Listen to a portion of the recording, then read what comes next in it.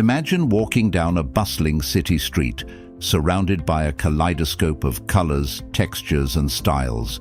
Everywhere you look, fashion is alive, woven into the very fabric of our existence. But fashion is more than just clothing. It's history, culture, identity, and rebellion, all stitched together in a seamless narrative that has shaped civilizations, defined generations, and told stories without a single word. This is the journey of fashion, a story of expression, power, and evolution. Long before the runways of Paris and the glamour of Hollywood, fashion was a necessity, born from the need for protection against the elements. The earliest humans draped themselves in animal hides, using bone needles to stitch together warmth and survival. But even then, something extraordinary was happening. People weren't just covering their bodies, they were decorating them. Beads, shells, and dyed fabrics began to appear, hinting at something deeper. Clothing wasn't just functional, it was personal, symbolic. It was, in its earliest form, art. Fast forward to ancient Egypt, where fashion was more than just an aesthetic choice. It was a language of power. Pharaohs draped themselves in linen as white as the desert sands, adorned with gold and lapis lazuli, their garments signifying status, divinity, and rule. The wealthiest Egyptians bathed in perfume, their garments flowing and elegant, while the poor wore simple tunics. But fashion here wasn't just about class, it was about eternity. In death, Egyptians were buried in their finest garments, believing that style followed them into the afterlife. Meanwhile, in ancient Greece and Rome, drapery became an art form. The Greeks mastered the chiton, a simple yet elegant garment held together by delicate brooches, while the Romans took fashion to another level, creating the iconic toga, a flowing garment that denoted citizenship and rank.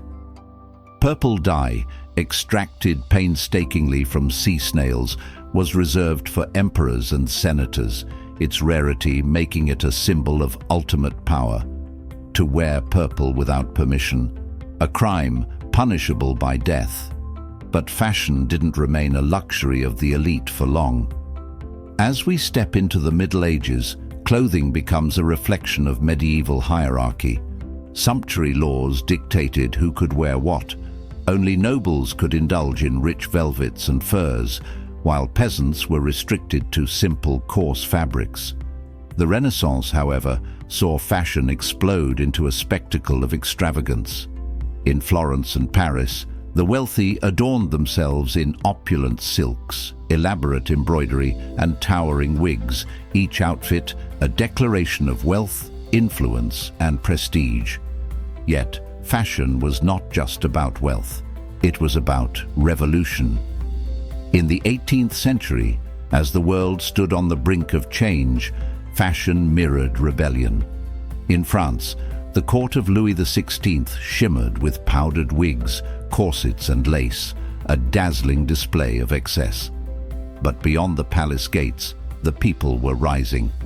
With the fall of the monarchy came the fall of aristocratic fashion. Gone were the frills and gilded silks. Simplicity became a statement. The French Revolution gave birth to a new kind of fashion, one of practicality, equality, and defiance. And then the 19th century arrived, ushering in an era of dramatic transformation. The Industrial Revolution changed everything. Fabric production soared, clothing became more accessible, and the corset tightened its grip, literally.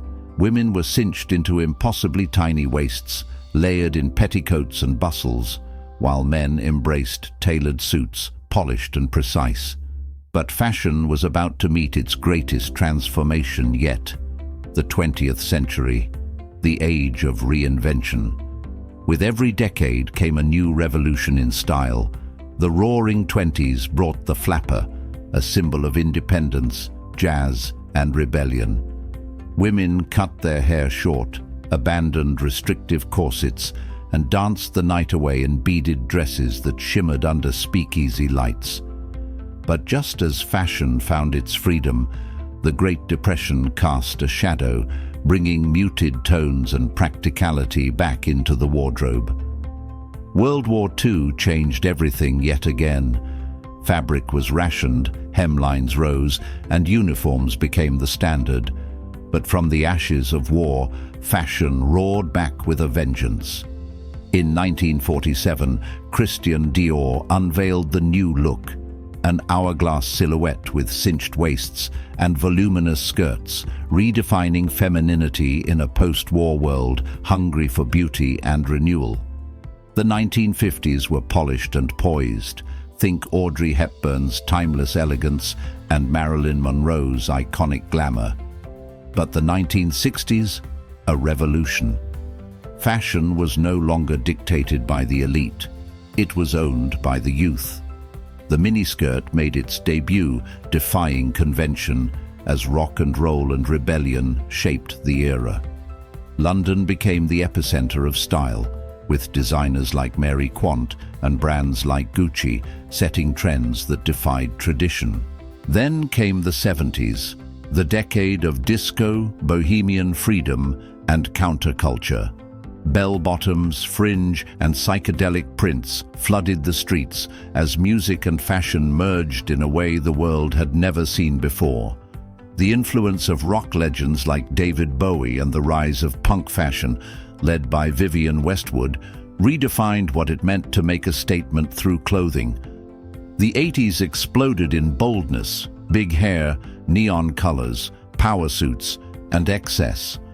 This was the era of materialism and self-expression, where fashion became louder, brighter, and unapologetically extravagant. The 90s, in contrast, pulled back. Grunge took center stage, thanks to the influence of bands like Nirvana. Oversized flannels, ripped jeans, and minimalism became the uniform of a generation rejecting excess and embracing rebellion in its own quiet way. Then, as the world stepped into the 21st century, fashion entered an era of rapid change and reinvention. Technology revolutionized the industry. Fast fashion made trends more accessible than ever, but at a cost. The conversation around sustainability grew as designers and consumers alike questioned the ethics of mass production. Social media changed the game entirely. No longer were fashion trends dictated by magazines and runways. Influencers, streetwear, and digital movements took the reins, democratizing style in a way never seen before. And now, we stand at the intersection of past and future. Fashion today is a mix of nostalgia and innovation. Vintage styles revived, sustainability embraced, technology woven into fabrics that change with the touch of a button. The world of fashion has never been more diverse, more inclusive, more expressive. But through it all, one thing remains the same. Fashion is identity, its history, its revolution. And it continues to evolve with every thread, every stitch, every bold choice. Because in the end, fashion isn't just about what we wear. It's about who we are. If you want to get basic overview of anything, provide your thoughts and intentions in comment section. We will provide and serve you, and subscribe our channel to get more information in less time.